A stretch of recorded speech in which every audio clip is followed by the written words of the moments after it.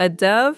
That is what your name most likely means if your name is Tauber. Not a general, not a warrior. A soft gray bird on a rooftop, and the quiet person who kept them. And there is one more thing buried in this name, a thing a lot of families whisper but almost nobody can prove. Stay with us because by the end we are going to answer the question, were we secretly royalty? Hi everyone, Isabella here. A surname is a little time capsule. Crack it open and you find a job somebody did, a river somebody lived beside, a village nobody else has heard of. Tauber holds all three at once, and that makes it a wonderful one to open. This is Sarah, and here is why this is not just any German name. Tauber is genuinely rare. In all of Germany today, there are only around 8,150 people who carry it. You could go your whole life and never meet another one. Leo here, and that soft gray bird is where this gets fun. There is not one clean answer for where Tauber comes from. There are 3 roads to this name, leading to completely different places. A dove keeper, a river, and a Jewish tradition of naming. And the name has a homeland with a story you would not believe. A little town in cold country right on the border with France. It literally voted twice on which country it wanted to belong to. And by the end, we will answer the question so many families whisper, whether the Taubers were ever royalty. The honest answer is stranger and better than the legend, and it is hiding in a church that carries a prince's name. Sarah, you have been through the questions people ask about their own surnames. There is one that comes up under every single video like this. Put it to the room. Yes, and it is always the same ache behind it. People ask, what does my last name actually say about where I come from? That is the whole question today. What does a name really tell you about who you are? That is the spine of the whole thing, so let's answer it together. And by the end, there is one secret waiting that even most Taubers have never heard. We start where every name starts, with what the word actually means.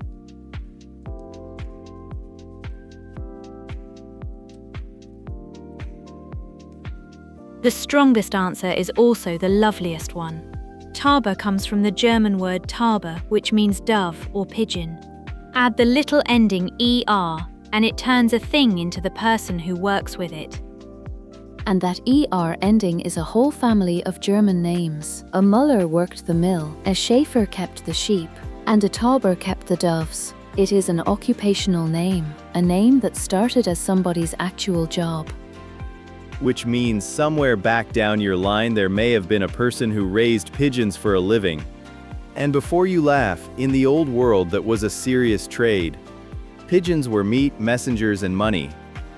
So the humble gray pigeon you saw a moment ago, common as daylight, is the picture at the center of the whole name. That soft, gentle bird is the thing your name has been carrying for 600 years. But a name can arrive by more than one road, and this is where it gets rich. The second road is not a bird at all. It is a river. There is a river in Germany called the Tauber, and some people are named for living beside it. And here honesty matters. The river's name does not come from the dove. Scholars think the Tauber River gets its name from an old Celtic word for water, and I want to be straight with you that river etymology is not fully settled. So this is a genuine second road, with a different route.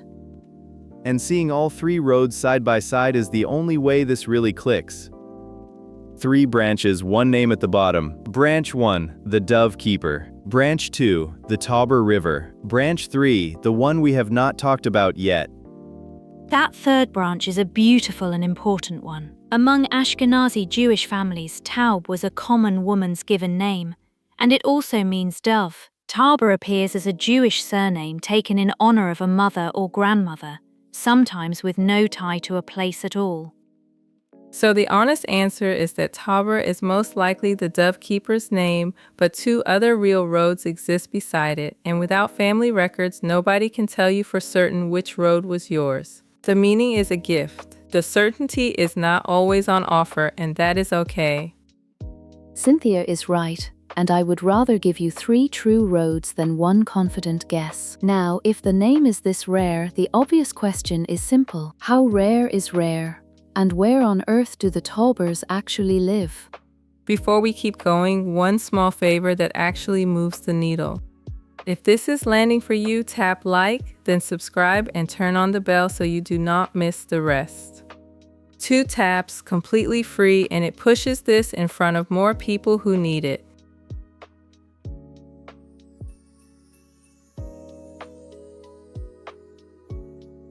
Here are the real numbers. Germany is home to roughly 30% of every Tauber on the planet, about 8,150 people. That is the heartland of the name. But here is the twist that surprises everyone. The single country with the most Taubers today is not Germany. It is the United States, with around 3,500 people. Emigration carried the name across an ocean.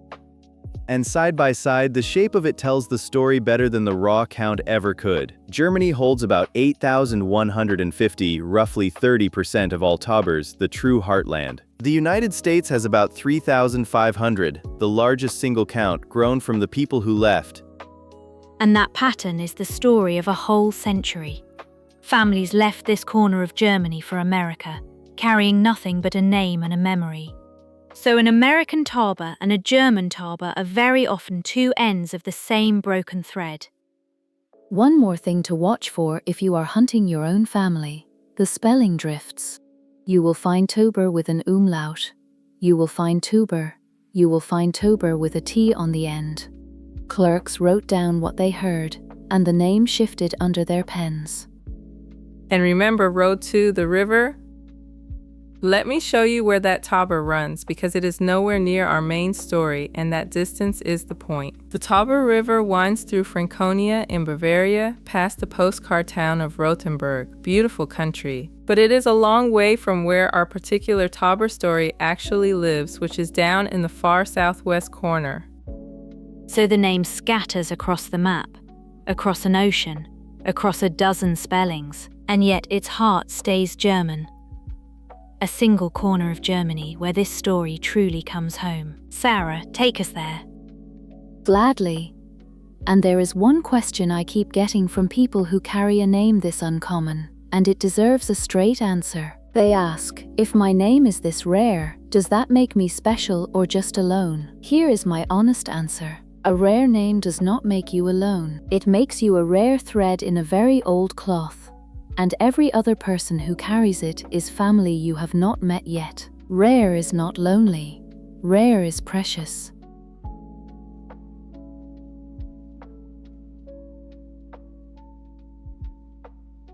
Now the emotional heart of the whole story.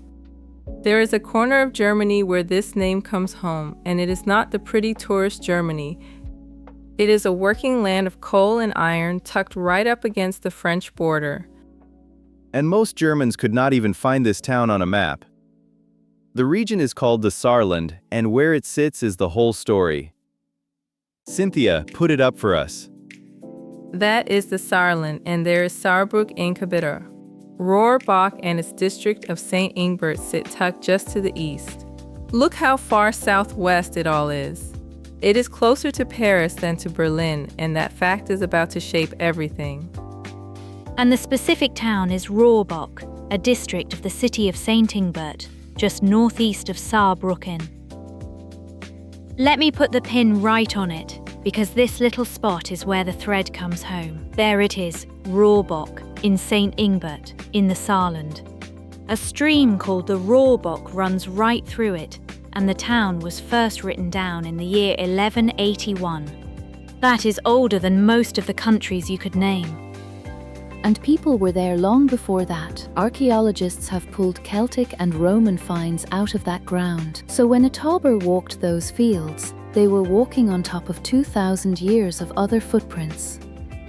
But here is the character of the place, the thing that put food on the table. This was coal country. St. Ingbert lived on coal, iron, steel, and glass. It was underground work, hard work, the kind that builds a proud and stubborn people.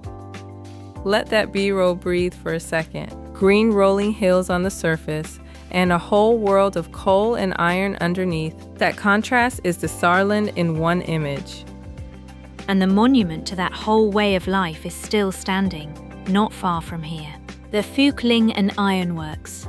Let me show you because it is breathtaking. Look at that, a cathedral of rust and iron, where they made pig iron for over 100 years. It is now a UNESCO World Heritage Site, the only complete ironworks of its kind left standing in the whole Western world. This is what the family's country actually built. So picture it honestly, not a fairy tale village, a tough and gorgeous coal and iron country, on a border that Europe kept fighting over. And that border is where the story turns from geography into drama. Because this land did not just sit quietly on the edge of two countries. It became the prize both of them wanted, and the people there had to choose.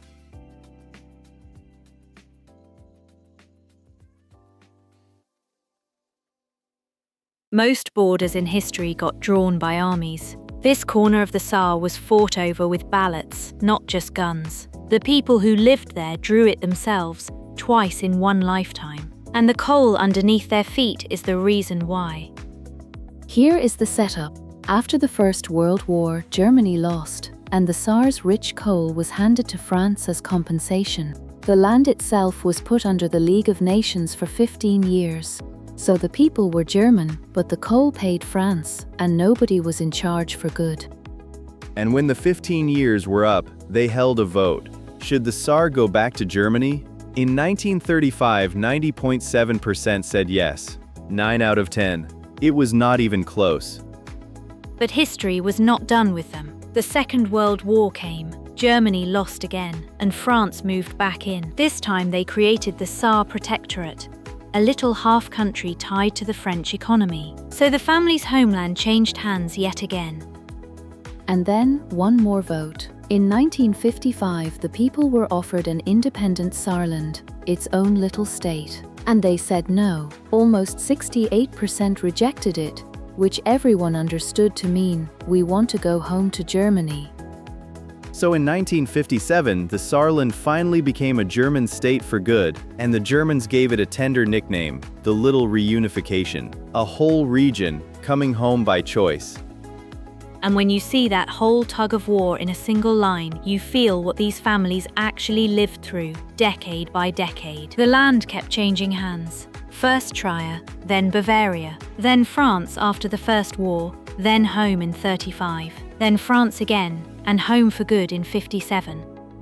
Imagine explaining your nationality to a grandchild when it changed 4 times without you ever moving house. That is the inheritance sitting quietly inside this name. Leo, you have had a question on your face this whole timeline. Go ahead. I do, and it is the one I think everyone is thinking. If they voted to be German twice, why did so many Taubers still leave for America anyway? Because loving a place and being able to eat in it are 2 different things, Leo. When the mines struggled and the wars came, people who loved this land still had to feed their children, so they carried the name to America and held on to home in their hearts. And a name is exactly how you find those people again, generations later. It is a thread you can follow back to a village, a trade, and a moment like this one. Which brings us to the one thing about this name that everybody gets fooled by. The family coat of arms. And for that, we are calling in some help.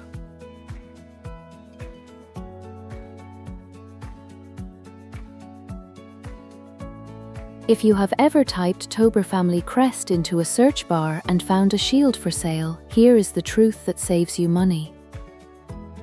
There is no coat of arms for a surname, so what they sold you is almost certainly not yours. This is exactly where a little expert help earns its keep, because the record here is very clear and very often ignored. Isabella, get her on the line for us. Calling her now.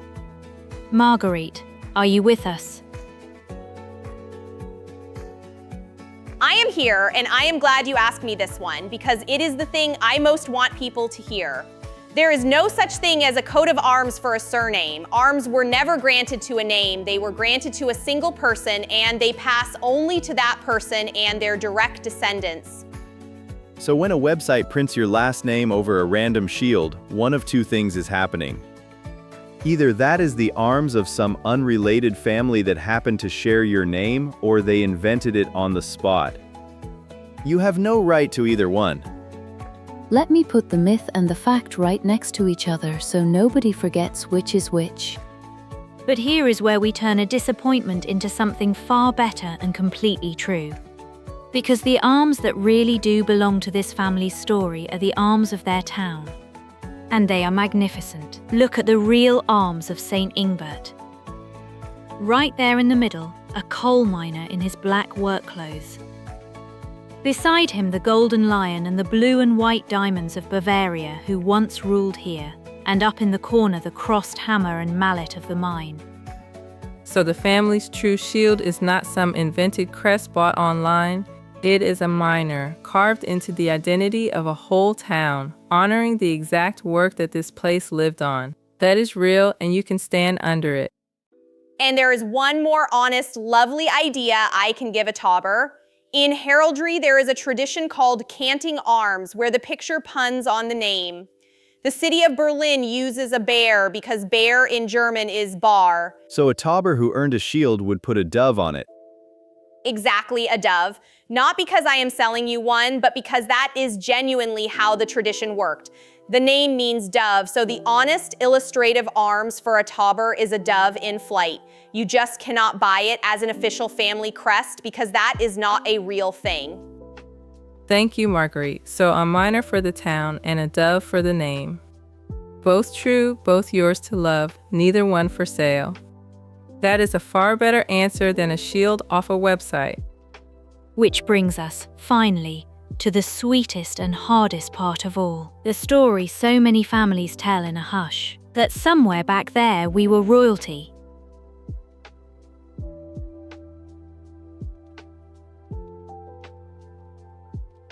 Maybe your family has a story too, that you are secretly descended from royalty, whispered down the generations, half a joke and half a hope.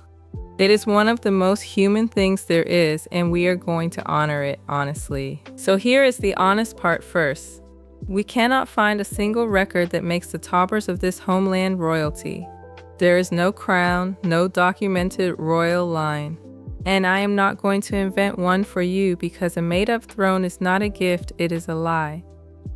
But do not be sad yet, because the truth here is actually more beautiful than the legend. Because this family grew up in a land of real princes and princesses. Saarbrücken was ruled for centuries by an actual princely house, the House of Nassau-Saarbrucken. Let me show you one of them. This is Prince William Henry of Nassau-Saarbrucken, a real prince who took a coal town and rebuilt it into a jewel of Baroque palaces. His court and his city and his princesses were all a short walk from where this family lived. And he did not just build palaces. Look at this. Saarbrücken Castle, the seat of those princes, right on the river. If your family ever went into the city, this is the world they walked through. A genuinely royal backdrop to an ordinary life. And here is my favorite proof that the princes were real. The most famous church in Saarbrücken is called the Ludwigskirche, which means Ludwig's church. It is named after Prince Ludwig, the last ruling prince, who finished it in 1775. There it is, glowing at sunset. A masterpiece of Baroque, and it carries a prince's name to this day. So when a grandmother says she came from a land of princes, she is telling the plain truth. The church has the prince's name carved right into it. And there is more to be proud of. The name Tauber was not only humble dovekeepers. There were prominent Taubers in medieval towns. They sat on town councils and served as mayors, with heraldry to their name. We cannot tie them to any one family today, but the name has carried standing. And one Tauber truly did become royalty of a kind. Not born to it. He earned it with his voice. Meet Richard Tauber, an Austrian tenor who conquered the great opera houses of the world and sang Mozart like an angel. He made one operetta song, You Are My Heart's Delight, famous across the planet. They called him the uncrowned king of the operetta stage. So no, we cannot crown the Taubers of Rohrbach. But look at what is real. a homeland of true princes, a church that wears a prince's name, established families of standing, and a Tauber who became the uncrowned king of the stage. If someone told you that you came from royalty, they were closer to the truth than they knew.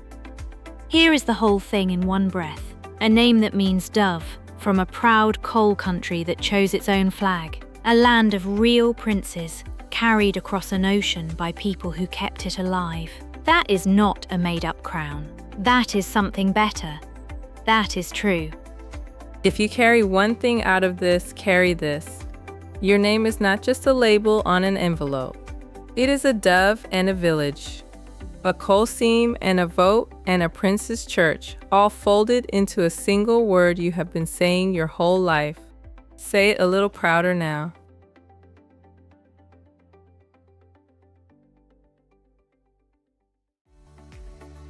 So that is the surname Tauber, most likely the dove keeper from a coal country that voted its own way home. No crown, but a land of real princes. And the honest one to leave you with. There is no family coat of arms.